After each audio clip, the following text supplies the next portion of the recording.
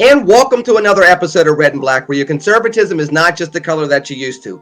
I'm Lenny McAllister here in Pittsburgh, Pennsylvania, where the rest of the world sings London Bridge is coming down. The whole city responds with, hold our beer.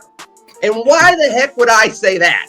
Because I look, ladies and gentlemen, I have to tell you that I'm a native Pittsburgher, but I've taken offense to the fact that over the course of the last 8 years that I've been back in Pittsburgh, 8 years that I've been back in Pittsburgh, I have seen 2 roads close, and I have seen 1 bus be swallowed up by a sinkhole in 8 years. And America's most livable city. Priscilla, Ron, you're helping us out this night because Jeff Charles is still getting over COVID. I have to share a photo with you before I even ask you the question I want to ask. So I'm going to go away and I'm going to ask you this question when it comes to all things infrastructure. My question is, if you were touring my wonderful city of Pittsburgh, Pennsylvania, which I love and I do love, and you saw this as you were waiting for the bus to go to a tourist attraction in my lovely city of Pittsburgh, Pennsylvania, and the bus was tipping up in the air, and a police officer had his hands on his head, looking at it, what would you think? I would think I want to get as far away from Joe Biden as possible because he's bad. I mean, he's showing up, and that's what happens. Yeah, that's pretty bad. No. You got to understand, this happened under Trump. The bridge happened under Biden, and the other road that collapsed happened under Obama. So we're equal opportunity destructionists when it comes to our infrastructure here in Pittsburgh. We don't discriminate against Republicans or Democrats. I'd like to know who's in charge of your city, looking at that kind of a lack of infrastructure, and maybe it's time for new vehicles, or people need to start walking or riding their bicycles. I don't know. Oh, don't say bike lanes in Pittsburgh. You're gonna anger a whole lot of people.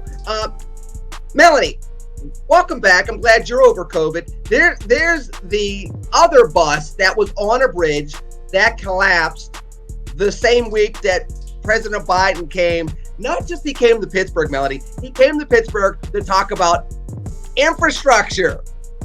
Yeah, that was funny. That was actually hilarious. I remember that very day that was in the news cycle, and I thought that was pretty funny. But I do want to know where your people are. Like, why? Like, if you have a bridge that is in like collapsible condition, like, where's your people? Is Pittsburgh run by Democrats? Please tell me it's run by Democrats. Don't tell me that there's an R responsible for that madness. First of all, is it a city over the population of like 25,000 in a major metropolitan area? It's so you should know that.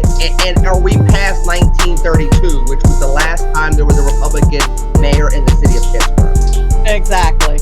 So there you go. Let's put it there. Dr. Metzler, you know how people do when it comes to infrastructure. Nobody cares about it until something blows up or something collapses. We've been talking about this for a while, and I just want to get to this because I'm a native Pittsburgh. I have to get to that, and then there's some other things that have been collapsing in America that are serious, more serious than this. Nobody died in any of these collapses, praise God.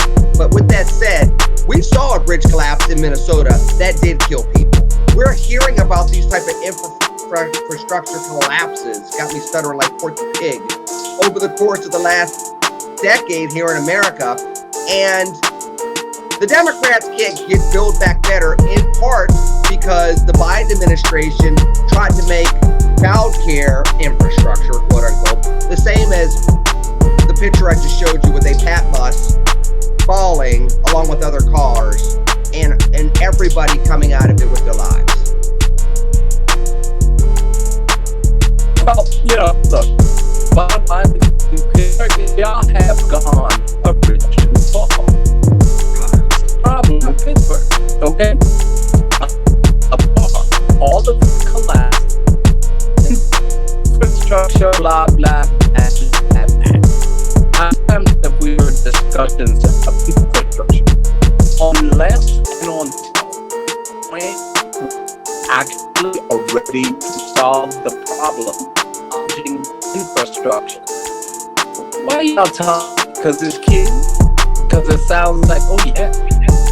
But to the point of BBB, and that doesn't sound good, but to the point of BBB, in fact, there is,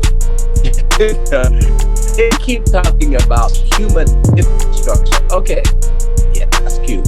However, unless we get to the fundamental issues, we're going to be talking about this over and over again. And the founding thing that I think about infrastructure is who said it best? Read my lips, no new taxes, or I promise you there will be no power outages in Texas.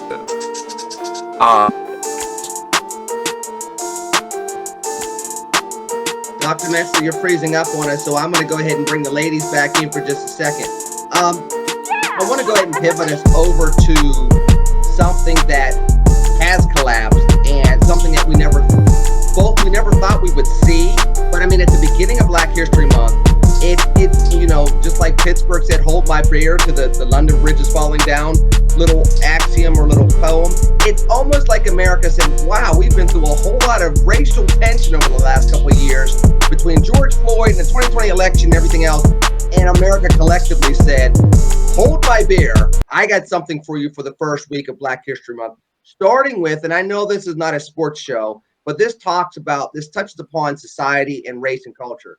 When you start talking about the NFL lawsuit that hit the courts earlier this week, where a black coach, Brian Flores, formerly of the Miami Dolphins, made allegations against the NFL that were very damning. And if they're true, it reaches to everything from fixing games to skirting affirmative action laws that they put in place themselves.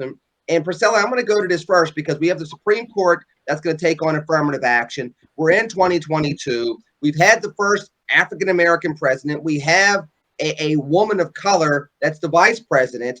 And yet we're seeing the same type of good old boy system and hiring and firing, which again, you could talk about football coaches being football coaches, but they're high paying jobs.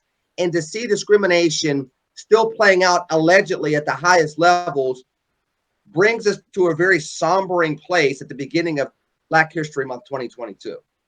No, I agree. The allegations do give me pause to think about a sport where it is fundamentally all about winning. You know, the money exchange, but it's all about winning. Now, when you bring John Elway, now I'm in Denver, John Elway is Colorado's governor. Okay. So when you talk about John Elway and accuse him of being insincere and not, in it for real, and he looked disheveled and he wasn't prepared for the interview. I mean, that's a huge accusation for those of us who know and love John Elway. But I will say that there's going to have to be a lot of evidence and a lot of proof coming out when you have a black coach saying he's being cut out of these top jobs. And, he's a fine coach, but I have a hard time believing that NFL teams are not going to hire the very best coach for their team. So I'm watching this and I'm very curious to see what ends up happening in the courts. Let me take it over to you, Dr. Metzler, because one of the things that we have seen over the course of, American economic system, the American economy and jobs, is the fact that we have heard of these type of situations where you have the token interview, or you bring in, I'll use the phrase, hate to use it, the token Negro to kind of make things look okay. And then there's the real situation that's going on behind the scenes. Part of the allegations that Brian Flores brought up is the fact that, in essence, one person was already selected for the job. They interviewed for him 3 days later to kind of CYA, and then the person that was already offered the job is then announced to get the job. So it kind of contravenes the Rooney Rule, contravenes fairness. It does kind of go towards what Priscilla was saying, which is, okay, I thought you were trying to hire the best person for the job. Are you really doing that? Or is it still an old boy system? I mean, what is this going to say if this plays out where the NFL is shown to continue these type of hiring practices in 2022? Well, first of all, let's go to the Rooney Rule. As I said, when they first got into publishing this Rooney Rule, it is fundamentally flawed. Here's the issue. The Rooney Rule says you must interview a Black person. Okay? That's the problem.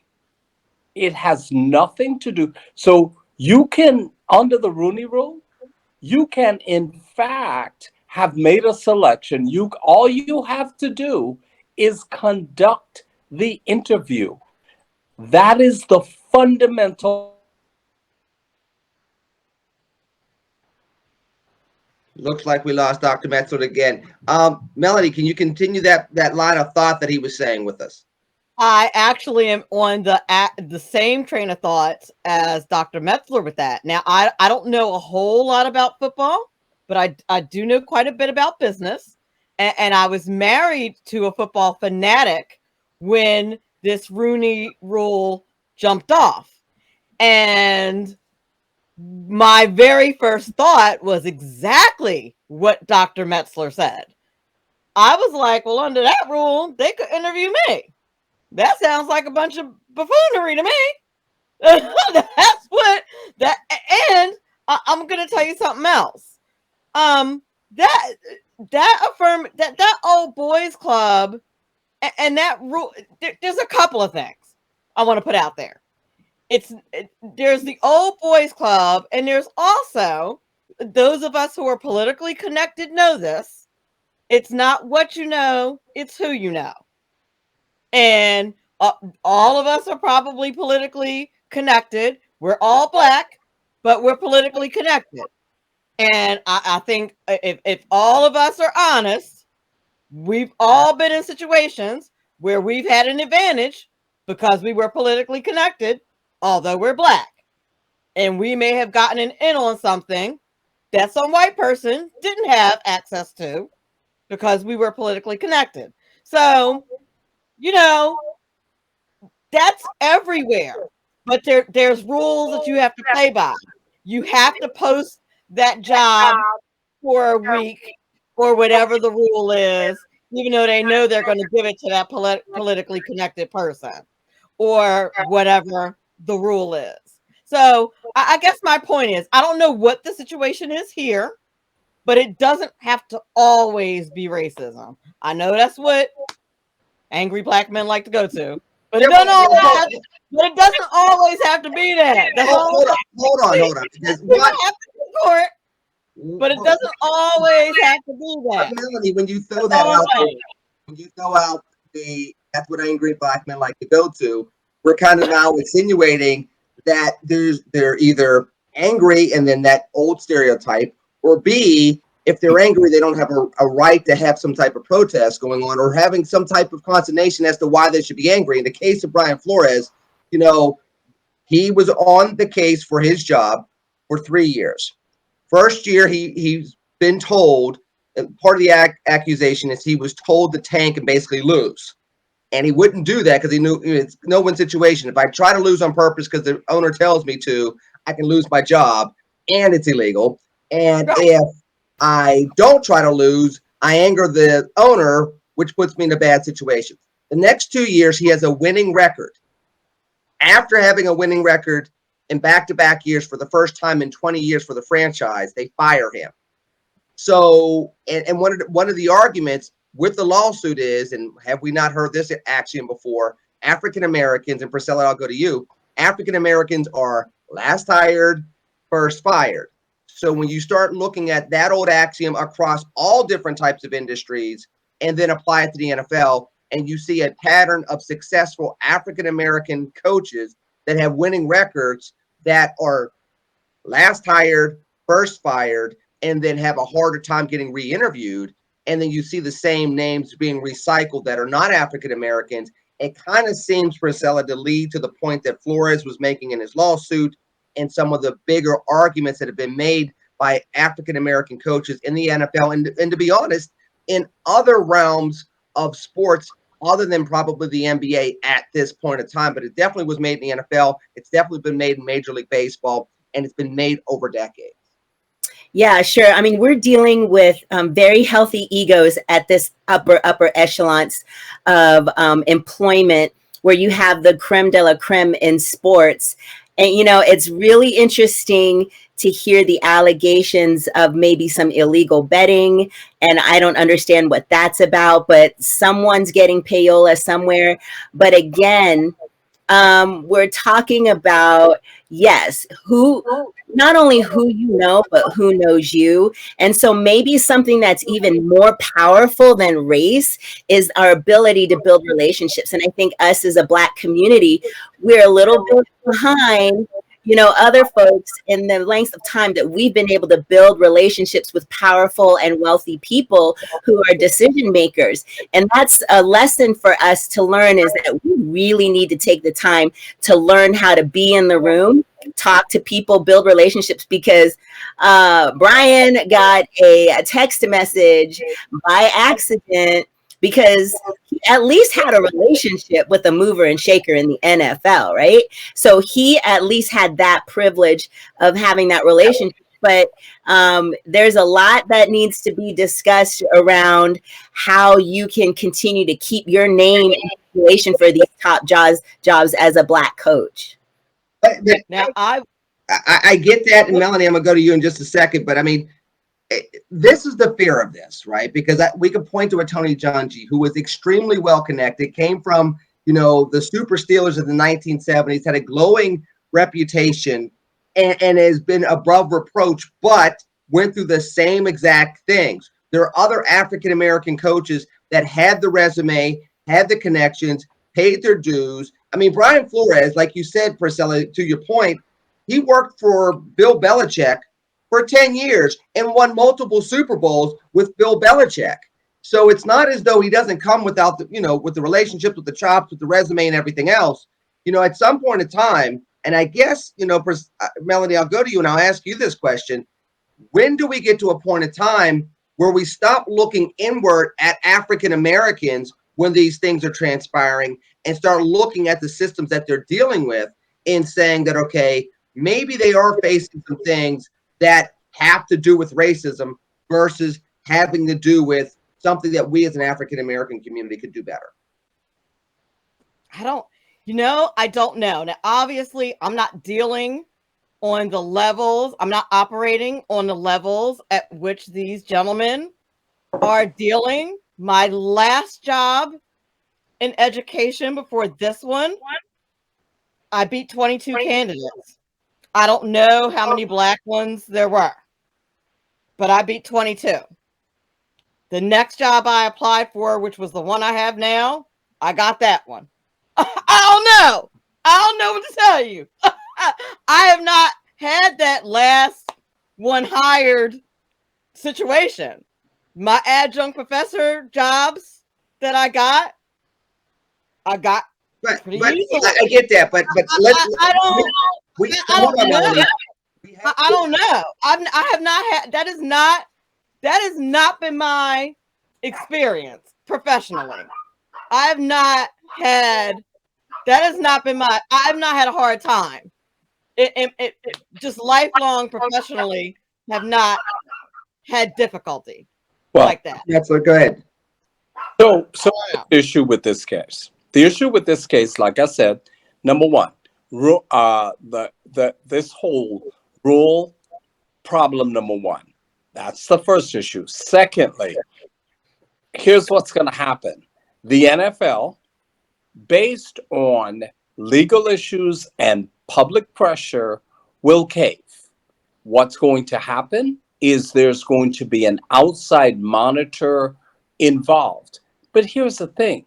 Listen, you have all of these coaching spots, and you're telling me that there's only one Black coach qualified to coach In the NFL, that is not believable.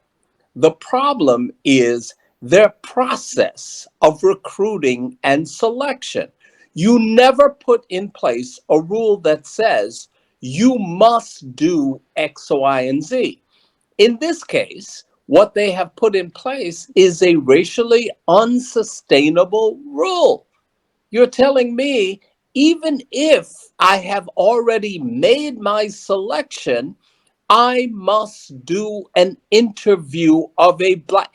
That's nonsense. But that's not what they're trying to do, Dr. Metzer. What they're trying to do is say, before you make your selection, we want you to make sure that you're diversifying your pool and getting out. And that goes to the conundrum of where we are. Because if you're not going to be forced to look outside of the same pools of influence that people are used to, you're basically saying that you're going to lock out a certain population of people that would otherwise have a right or an ability to do a job. And is that not the whole legal rub that we're facing right now from a cultural standpoint? No, because here's the issue. The issue is that is theoretical.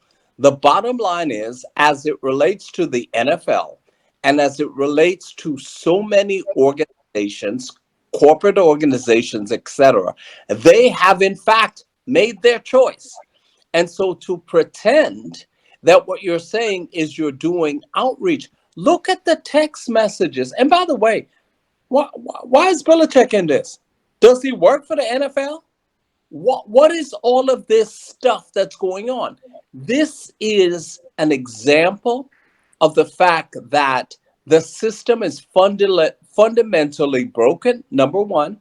Number two, the rule is clear. You must interview, period. It doesn't say before, after, in between. The rule as it's currently written, a strict textual analysis, allows you to have made a decision.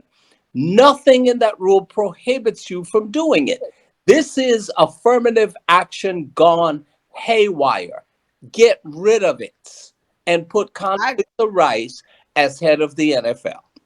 Yep, I agree. And I'll tell you what else, Lenny. Part of the reason I will assert to that part of the reason why I have not had that experience professionally is because of this.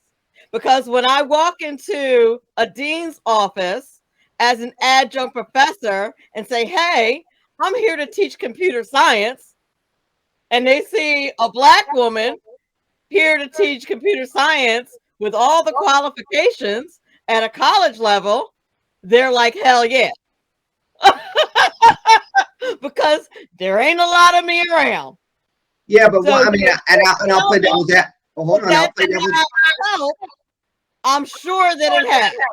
I will also play devil's advocate and sit there and say, before we go to the Supreme Court, and that's where I wanted to go in just a second, because they're going to start addressing affirmative action yet again.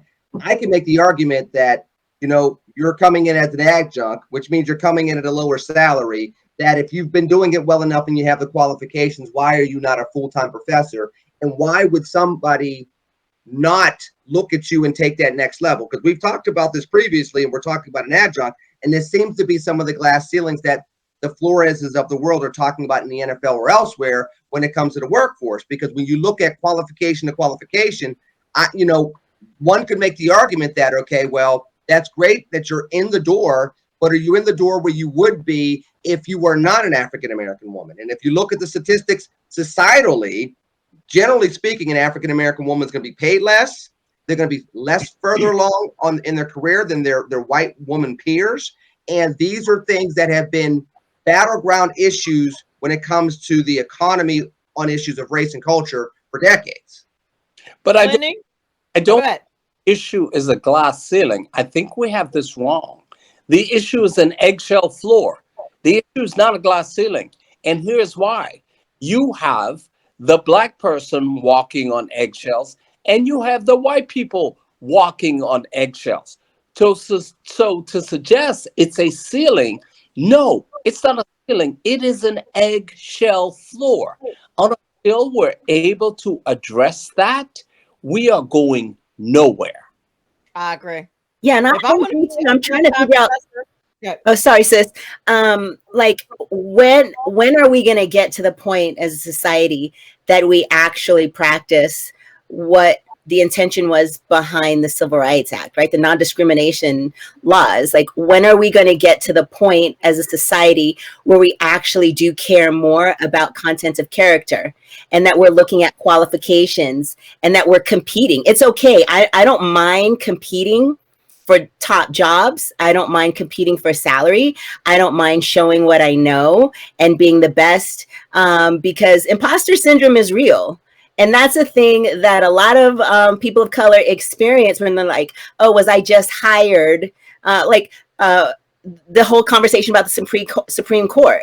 What are people already talking about? Oh, the assumption is whoever Biden picks is not going to be highly qualified. That's the conversation that gets attached when you start putting these qualifications around skin color, because what does that even mean? What does it mean to be Black? What do you mean you're going to pick a Black woman to lead? I know I'm changing the subject, right? So, but I think that I would love to see us as a society get away from these requirements around skin color that really don't mean anything and don't translate into anything, and start focusing on, we want the very, very best person for these jobs.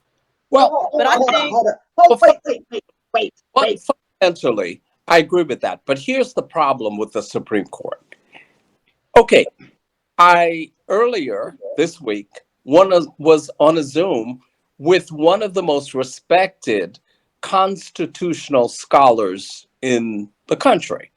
He said to me, the difficulty I have with Biden talking about appointing a Black woman to the Supreme Court is that the Constitution lays out the qualifications. At that point, I said to him, great, chapter and verse. Where in the Constitution does it lay it out?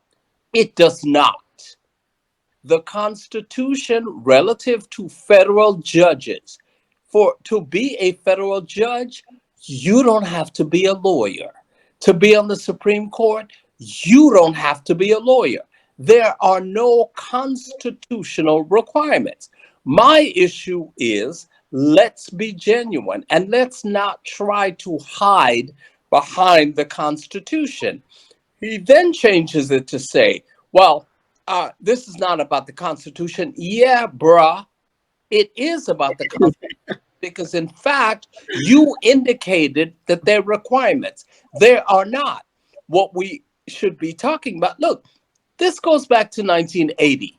Ronald Reagan said he was going to appoint a woman to the Supreme Court. He appointed Justice O'Connor, who, by the way, had never been on the federal bench. Number one. Number two, Trump said he was going to appoint a woman. He appointed Amy. And by the way, Representative Kennedy, your comment about I am not sure if I'm going to get a justice or some Black woman who can read or put forth a J. Crew catalog. Dude, what is wrong with you? If we're going to talk about qualifications, that's fine.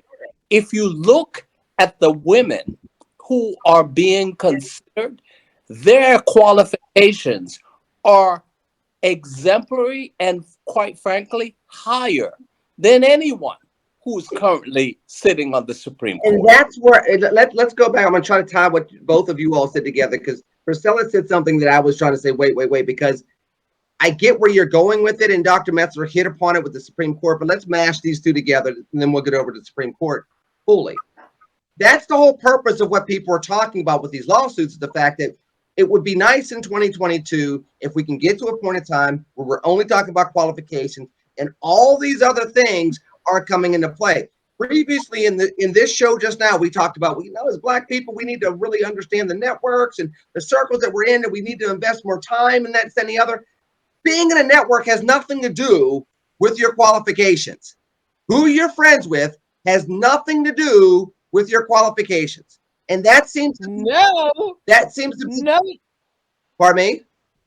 no, it doesn't. But let's not be naive. Well, see, you can't have it both ways, Melanie, and that's my point. You can't have it both ways. You can't have what Priscilla said, which is, it'd be nice to have content and character and not have all the other stuff come into play, including race and racial considerations.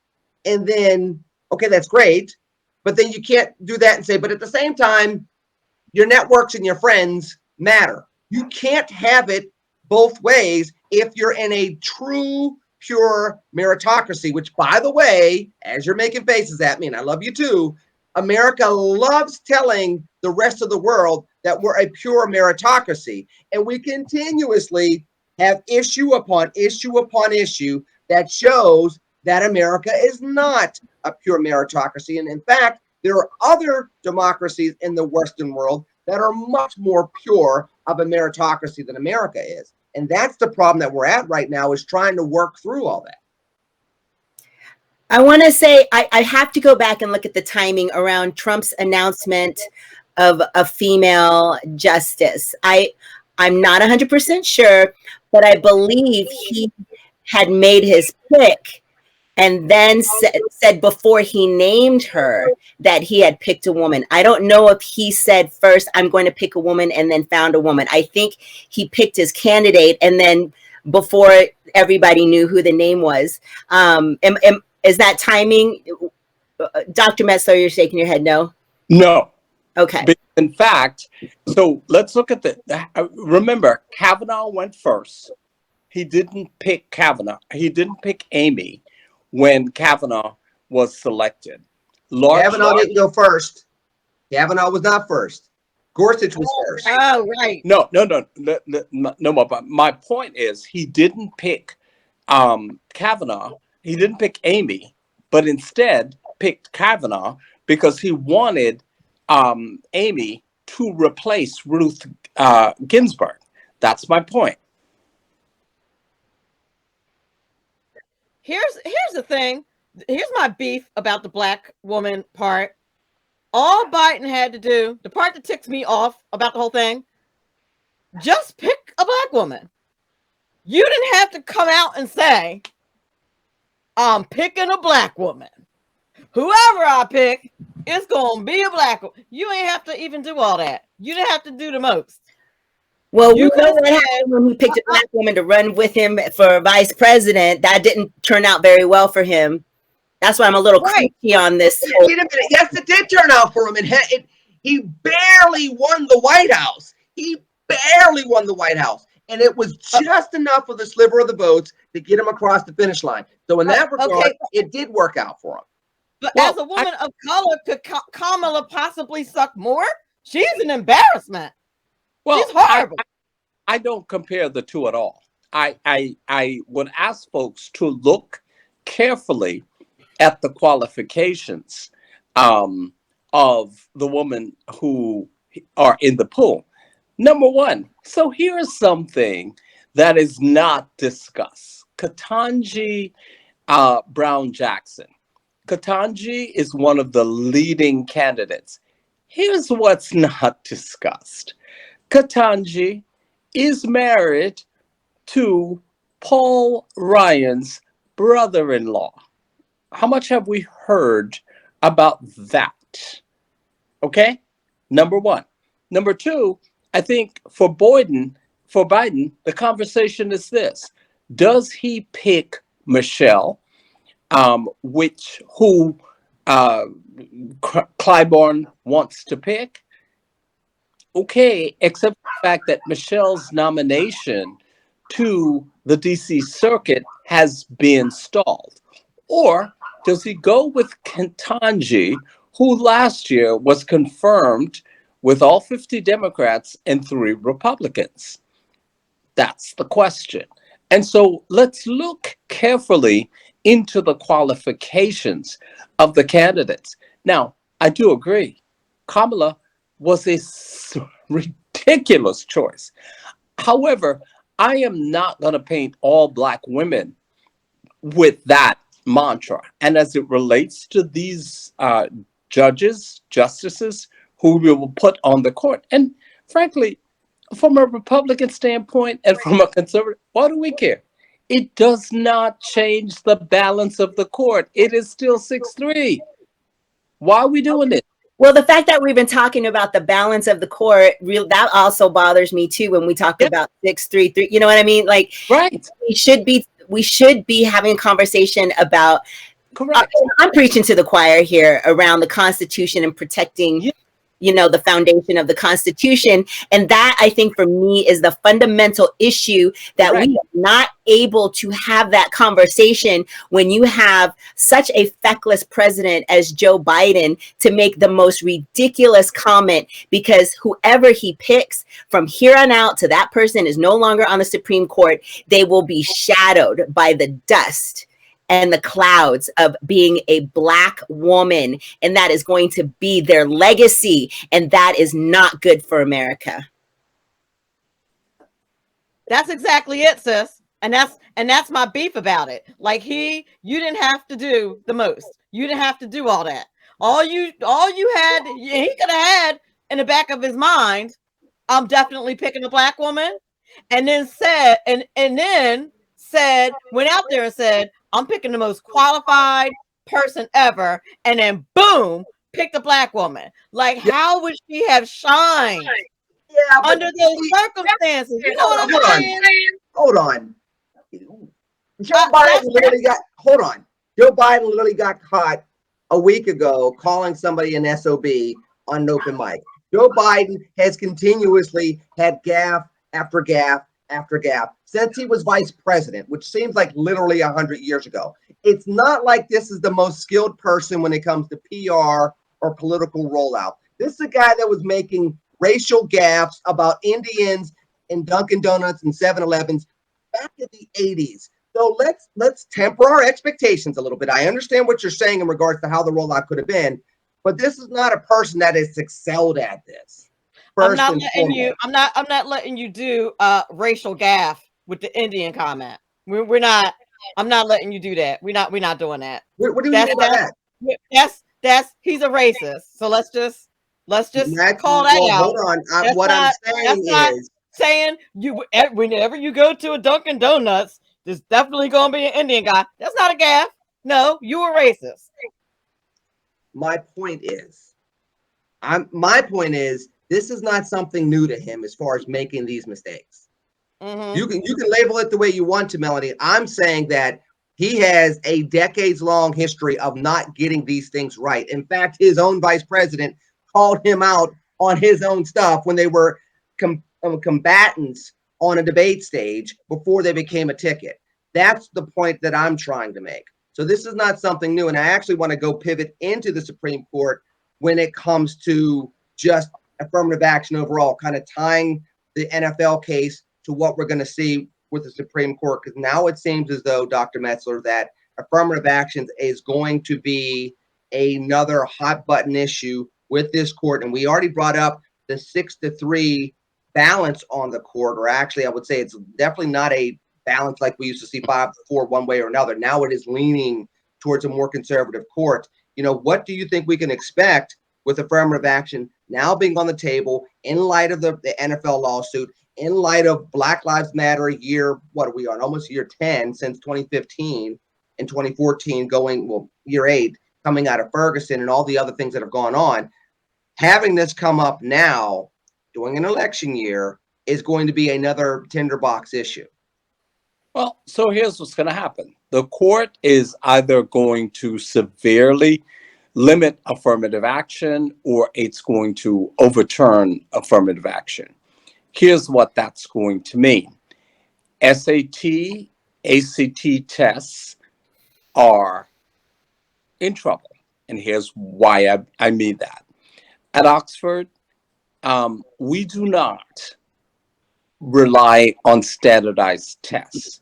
Instead, you have admission tutors who essentially will review the file of each student individually. So what the colleges and universities are going to do is they're going to do what's called a holistic approach, where they will employ people who look at the complete file. standardized tests, as we found out at Oxford, gives you the dumbest classes that you can ever find, largely because they can take the tests. However, they cannot think critically. Supreme Court's going to overturn that.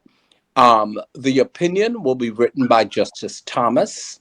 It will be a 6-3 decision with Thomas writing the majority opinion. There will be concurring opinions, and of course, the three will dissent. The other thing I think we have to talk about too, which we have not, is that the Supreme Court is no longer the independent body that it was supposed to be. It is no different from Congress, from the White House. The Supreme Court is a completely politicized organization in which they take sides based on ideology. That, I believe, is dangerous for a republic. Melanie, what say you? I agree with everything Dr. Metzler said. I'm on the fence a little bit with the last part that he said. Of course. Then you don't agree with everything that he said. You either agree with everything he said or you didn't. You're now on the fence with your own statement. Okay, so here's the thing about the last part, about the court being politicized. The thing is, both sides have politicized the court. But I feel like Republicans have politicized it. If you want to say that Republicans have politicized it, we politicized it in such a way that it sticks to the Constitution, which makes it okay. The Constitution's not politicized. No way. Wait a minute. No.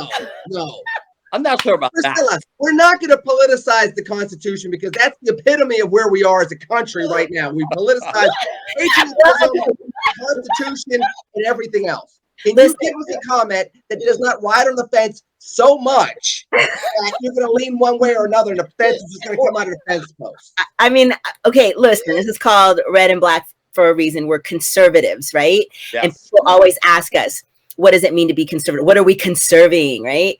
And we are fundamentally lovers of the Constitution and our history and the foundation of what that means. So when we look at the Supreme Court, what we desperately are wanting are people that are going to interpret the Constitution in a way that preserves our republic. And when that is put in jeopardy, that's when you start to see us as conservatives respond and react and comment to these types of things. That is our biggest concern, is that we'll have a president who does not understand the value of that and will preserve that. It's such a precious thing.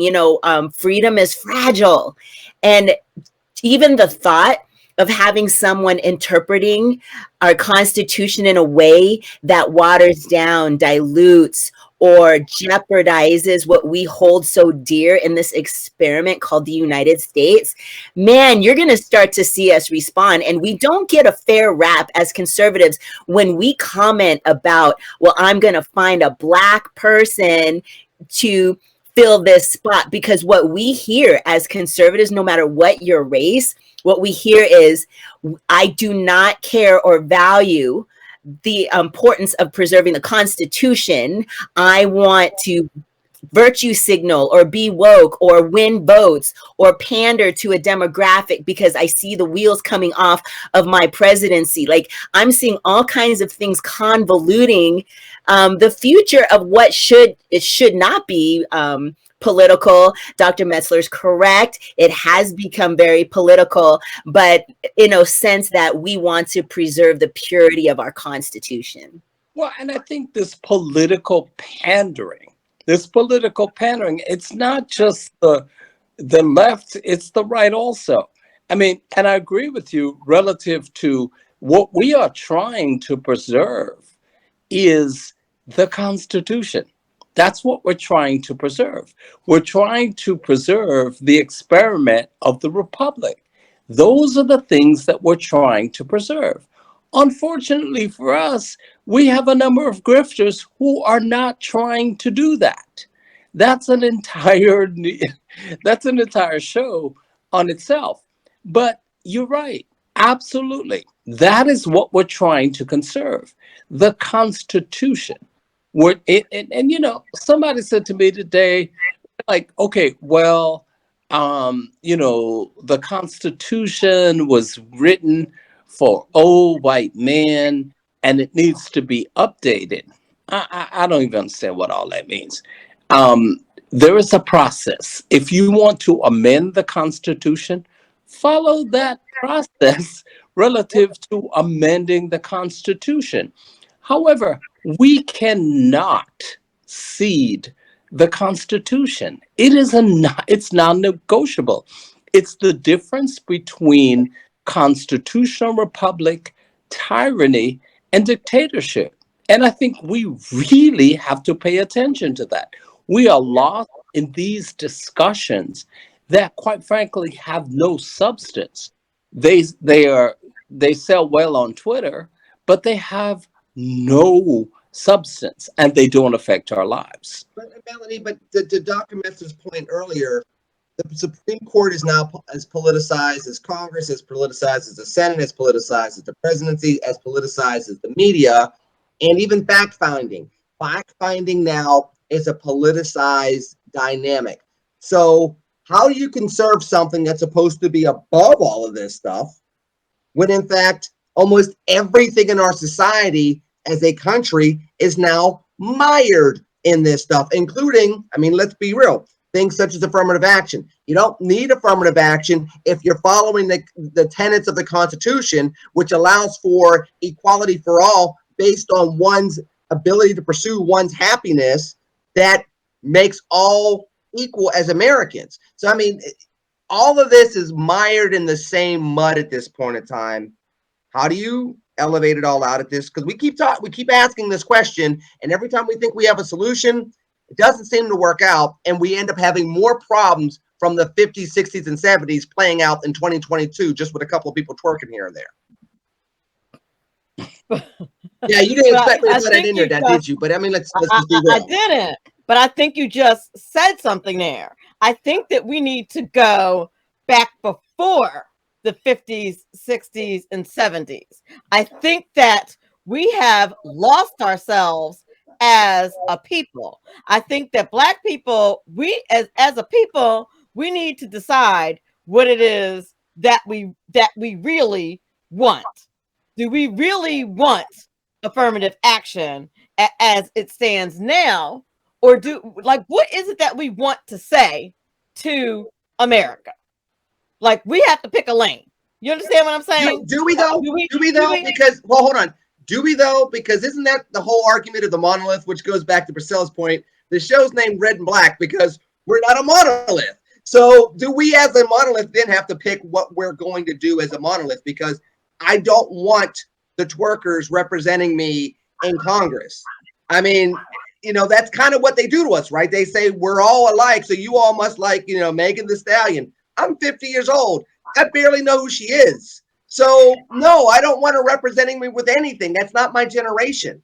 So even that argument of we got to pick something, doesn't that kind of play into a narrative that kind of traps us into these old archaic models anyway? I'd like people to think I'm part Condoleezza Rice, part Megan Thee Stallion. Depends on who you ask. Oh. Anyway, no, what I meant was, I think it's fundamental. Okay, I'm going to put on my teacher hat, right? How do we teach generations of children to grow up to be adults who understand what America is all about and understands our Constitution? Like, we definitely need to teach the Constitution to our children so they know what the playbook is. They don't know what the playbook is. And that is really key. And we have elected officials who are making laws who I doubt have read the Constitution. They're just putting forth legislation, not understanding their role and small government and what we all are all about. And so I fundamentally think we are missing generations of children who are growing up to be adults who understand how government works in the first place. Yeah, and I mean, for me, the older I get, I find myself being more conservative and less Republican. And, by that, I mean, my conservative principles are clear. In some respects, I don't recognize some people who are glumming on to the Republican Party without a fundamental understanding of conservatism. It is troubling in some respects. And so I'm conservative. That's who I am. Now, what that means necessarily as it relates to voting, there are two choices in the United States, Democrat or Republican. Those are the two choices. I am fundamentally, at heart, a conservative. These, I think, are the principles that drive who we are as a nation and a country. And it is those principles that will help push forward the American agenda. I have a number of people who are in the Republican Party who are not conservative, but in fact feel it's cute to be Republican because they got the grift going on. Absolutely. But I think that as a people, we need to decide, particularly when it comes to affirmative action. Do we want white people giving us things just because we're Black? Or, Melanie, that's not what affirmative action is. We're about to wrap up the show, but that's not what affirmative action is. Okay, not what affirmative action is. Okay, hold on a second. It may not be what affirmative action is supposed to be. It's not what it is. It's not what it is. That may not be. It's not what it is. Can I finish my sentence for a second? Go ahead. That may not be what it is, but that is certainly how it manifests itself. Because I'll give you an example. What it comes down to is whoever your affirmative action coordinator is, comes in and says, why is there so many white people here and no Black people? Hire some Black people. And then the people who are hiring make an effort to hire some Black people. And then your affirmative action coordinator is happy that you have Black people. And that is how the game is played. You're going to tell me that is not how the game is played? Is that what you're going to say? Unqualified Black people. They just go find... I gotta go. We're running out of time, and we can be here for on that fallacy. But just real quick. Go ahead, Dr. Metzler. The question is, are we looking for equality of process or equality of outcome? My fundamental argument has always been we are looking for equality of process. Because if, in fact, what happens, I make sure my process is equal, I don't then have to say, if my process is truly equal, I will then have whatever the results are. But if what I'm saying is, I am looking for a 30% outcome, that is fundamentally flawed. The question is, what is the process? In terms of outcome, it depends on a number. My concern is always the process. Do we have equal access? And that is why the rule in the NFL is fundamentally fraud, because it is about equality of outcome, not of process. But you, Dr. Metzler, you know as well as I do that in education, what they say is the number of educators should be equivalent percentage-wise to the student body. So in other words, if 10% of your student body is Black, then 10% of your educators should be Black. Because 10% becomes the ceiling and not the floor. That's flawed. But that's the way it works, though.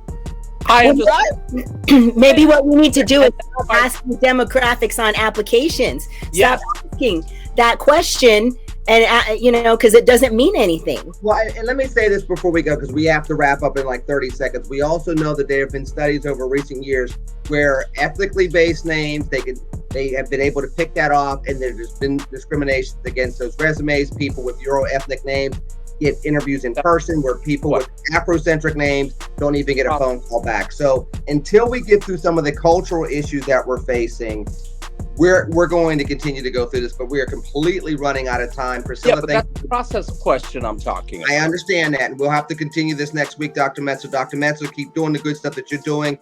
Melanie, I know you got your radio show on Thursday, 7:30. Name the station real quick once again. 98.7 The Coast, streaming live on their website. Newsmax American Agenda this Monday at 3:30. Very quickly, Priscilla, what have you been up to out in Denver? I'm still the vice chair of the Colorado GOP, trying to get Republicans elected on this sweep that's going to happen, this annihilation that's going to happen in November 2022. We are going to win bigly. So find me at Priscilla at PriscillaRon.com. You can follow me there. And I don't have my own radio show, but I am on a lot of cool shows like this one. Thanks for having me on. No problem. Our pleasure. Always good to see you. Likewise. Make sure that you subscribe, share the show, share the link. We look forward to catching up to you again soon. TCNTB. Take care and God bless. Take care. Peace.